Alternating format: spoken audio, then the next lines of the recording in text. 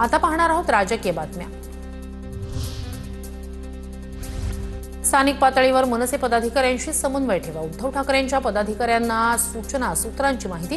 दोन्ही पक्षाच्या आढावा बैठका घेऊन आपली तयारी पूर्ण ठेवण्याची सूचना।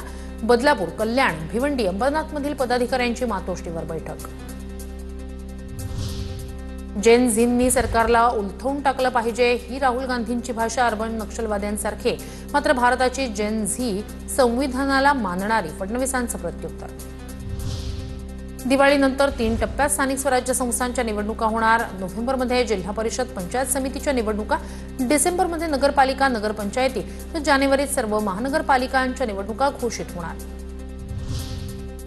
राहुल गांधींनी निवडणूक आयोगाकडे प्रश्न उपस्थित केले। अदानी बोलायला लागले तर सत्यमेव जयतेची व्याख्या बदलावी लागेल। निवडणूक आयोग म्हणजे भाजपचे कार्यकर्ते, संजय राऊतांचा आरोप। आनंद दिघेंनी आमची शिवसेना कधी विकली नाही, त्यांनी मातोश्रीसोबत निष्ठा कायम ठेवली। बाहेर पडलेले सगळे गद्दार आहेत, गद्दारांना आनंद दिघेंचं नाव घेण्याचा अधिकार नाही, संजय राऊतांची शिंदेंवर टीका। उद्धव ठाकरेंकडून दशावतार सिनेमाची प्रशंसा।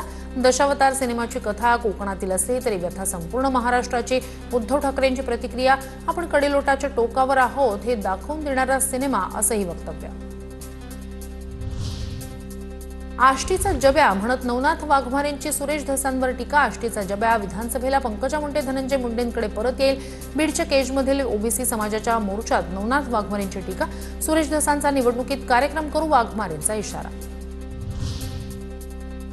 अतिवृष्टी झाली आहे, राज्य सरकारला कळकळीची विनंती। जास्तीत जास्त शेतकऱ्यांना मदत करावी, अभिनेते मकरंद अनासपुरे यांची सरकारला विनंती। शिवाय ओबीसी मराठा वादावर प्रतिक्रिया देताना समाज तुटू नये, समाज तुटला तर अराजक निर्माण होईल, अशीही प्रतिक्रिया। पालघर जिल्ह्यात भाजपला धक्का। भाजपच्या पदाधिकारी आणि कार्यकर्त्यांचा ठाकरेंच्या सेनेत प्रवेश। उद्धव ठाकरेंच्या उपस्थितीत पदाधिकारी आणि कार्यकर्त्यांचा पक्षप्रवेश।